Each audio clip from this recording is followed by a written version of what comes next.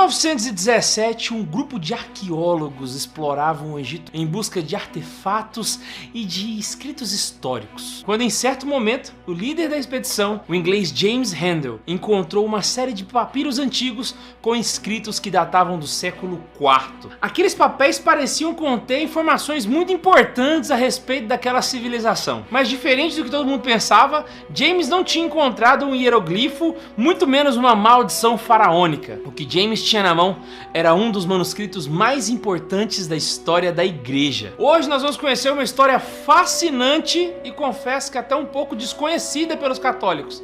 Hoje nós vamos conhecer a história da oração da Ave Maria e conhecer também um pouquinho da história da devoção à Nossa Senhora. Então senta confortável nessa cadeira porque hoje o bicho vai pegar.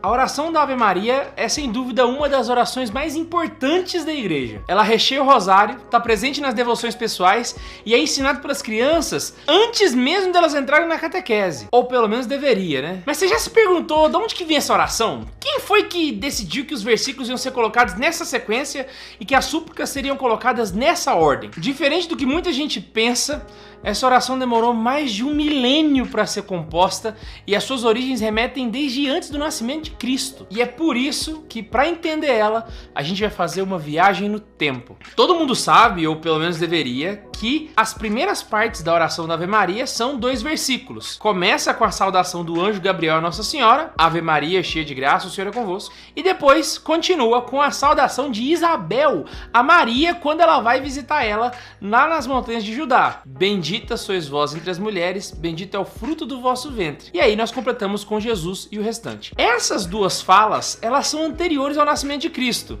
E elas mostram quem foram os primeiros devotos de Nossa Senhora. O arcanjo Gabriel foi o primeiro a venerar Nossa Senhora como mãe do Senhor. E Isabel foi a primeira humana a venerar ela e também a primeira a proclamar que ela era mãe de Deus. É inegável que a devoção a Maria fazia parte da devoção dos primeiros cristãos. E ela ocupava um lugar especial, logo debaixo do seu filho, nas orações pessoais que os católicos faziam nos primeiros séculos. E como que a gente sabe disso? Oxe, simples, eles mesmos contaram pra gente. Com a morte do último apóstolo e as fortes perseguições que tinham contra os cristãos, ficou cada vez mais difícil viver o cristianismo naquele período. E a igreja viu a necessidade de registrar a sua fé de alguma forma para que ela não se perdesse e ela fosse transmitida de geração em geração. E uma solução que, diga-se de passagem, foi muito eficaz que os cristãos descobriram foi a de escrever ou desenhar a própria fé nas rochas dos seus esconderijos. E é isso mesmo, esconderijo, porque o pessoal tinha que se esconder para participar da missa. E você aí todo chororô porque ai, fulano me ofendeu, eu vou sair da igreja. Dessa forma, aquilo que eles acreditavam ficava registrado e as suas devoções mais importantes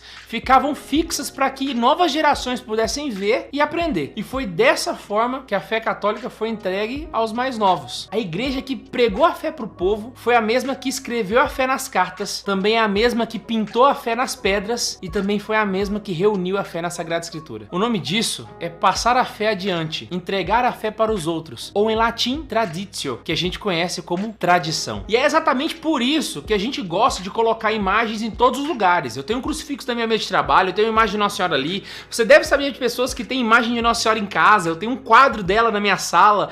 E a gente coloca Nossa Senhora e Jesus Cristo em todos os lugares, porque a gente gosta de ver eles o tempo todo. Hoje, essas pinturas revelam muito pra gente do que os primeiros cristãos acreditavam.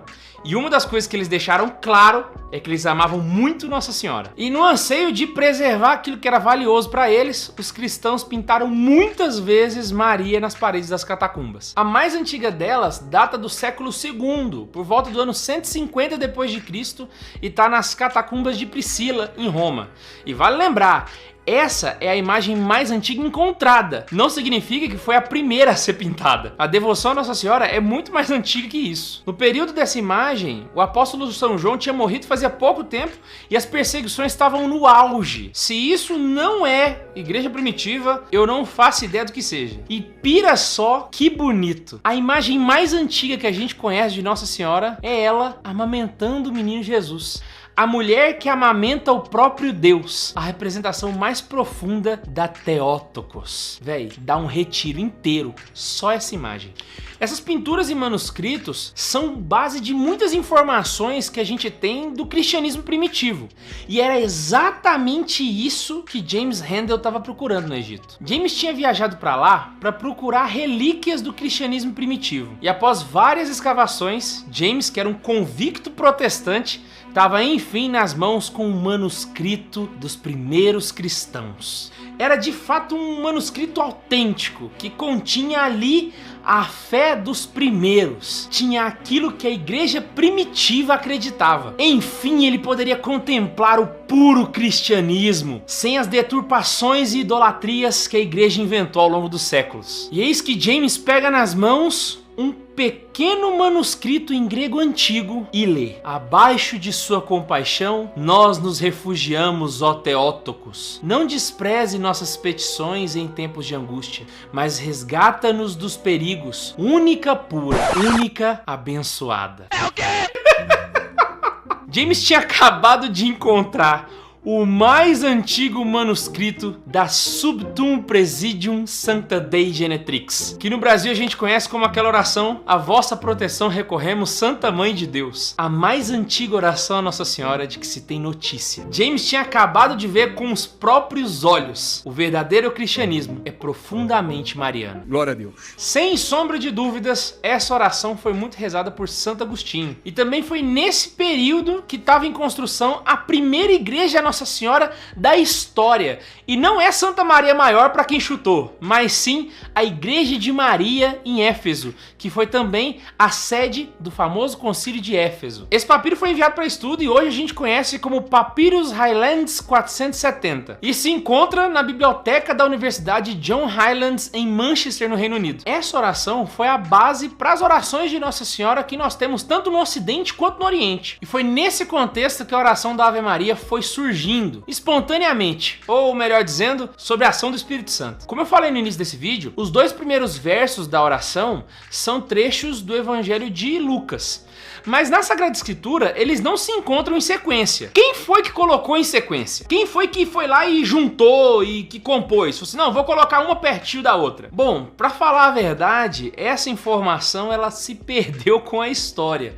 Mas a gente consegue ir o mais longe possível para poder pensar da onde que veio essa oração. No ano de 752, o Papa Zacarias envia para o Mosteiro de Monte Cassino um pequeno livro de orações. Elas deveriam ser rezadas junto com as missas votivas de Nossa Senhora aos sábados. E a liturgia dessas missas tinham sido compostas por Alcuino, que era o mestre litúrgico de Carlos Magno. Esse pequeno livro que foi enviado para Monte Cassino, hoje a gente conhece como Pequeno Ofício de Nossa Senhora, ou Cursos da Santíssima Virgem. Mas por favor, não confunda. O Pequeno Ofício de Nossa Senhora sofreu várias alterações e tem várias versões. As que a gente mais conhece são a de Pio X e a de Pio V, que já incluem a oração da Ave Maria nelas. Infelizmente, eu não encontrei o texto original que foi enviado para Monte Cassino. Eu acredito que não exista mais, mas se você souber, coloca nos comentários pra gente. A gente sabe de tudo isso porque no século XII viveu um diácono em Monte Cassino chamado Pedro, e foi ele que contou isso pra gente. Pedro relata que no Pequeno Ofício de Monte Cassino continha em uma das suas orações o seguinte trecho: Ave Maria, gratia plena, Dominus tecum, benedicta tu in mulieribus et benedictus fructus ventris tui. Só isso, acabou aí.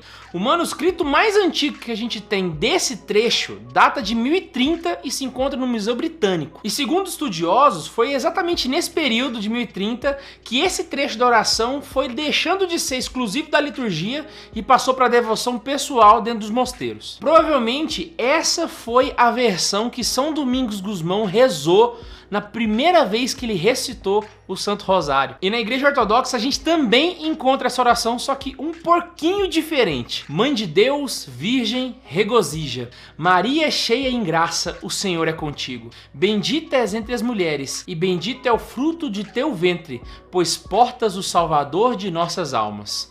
E se você quiser ver um ortodoxo rezando essa oração, eu vou deixar um trecho aqui no link na descrição para você poder ouvir. Lá eles chamam essa oração de Theotokos Partene. Bom, foi nesse momento que a gente tem o relato mais antigo de como foi surgindo a oração da Ave Maria. Só que até aqui ela estava incompleta. E foi nesse período mais ou menos em que ela foi saindo dos mosteiros e chegando na vida do povo. E por volta do ano 1440, São Bernardino de Siena disse em uma de suas homilias que dentro da sua casa, numa devoção pessoal, você poderia acrescentar um trechinho depois dessa parte que eu mostrei para vocês.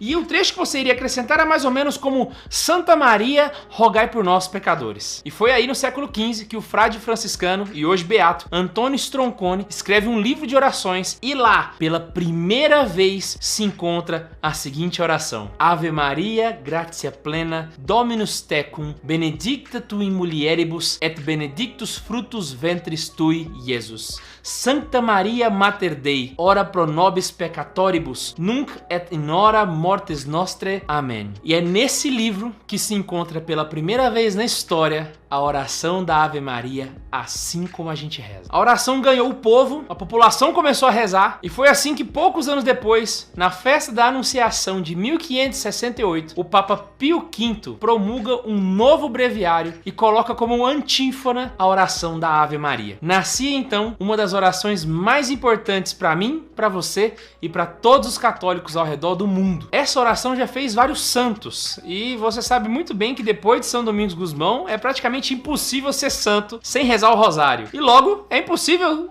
rezar o rosário sem rezar uma boa Ave Maria. E foi para te ajudar a rezar a Ave Maria que João Paulo II, anos atrás, acrescentou mais um trecho que é opcional, não é obrigatório, onde você pode colocar, depois da palavra Jesus, o mistério que você está contemplando. Então, por exemplo, bendito é o fruto do vosso ventre, Jesus, que foi coroado de espinho. E aí segue. Então você pode colocar, depois da palavra Jesus, o trecho que se refere ao que está sendo meditado. Legal, né? Então essa é a forma como que nós rezamos a Ave Maria. E hoje nós conhecemos ela da maneira que a gente aprende desde criança. Ao fazer isso, você faz aquilo que os cristãos fizeram sempre, incluindo na igreja primitiva. Porque não existe um verdadeiro cristianismo sem um profundo amor à Mãe de Deus. E aí, curtiu? Se eu te ensinei alguma coisa que você não sabia, mano, clica aqui pra se inscrever, compartilha pros seus amigos, e a gente passou de 100 mil, Brasil! Nossa Senhora do céu! Então eu queria muito te convidar, você que chegou agora, a entrar no nosso Discord, a entrar no nosso grupo do WhatsApp, porque está bombando e fervilhando de gente lá. E é muito bom saber que a gente está junto, rezando, mesmo que de longe, aqui na internet. Então, espero que a gente se encontre aqui semana que vem. Um beijo no coração e tchau!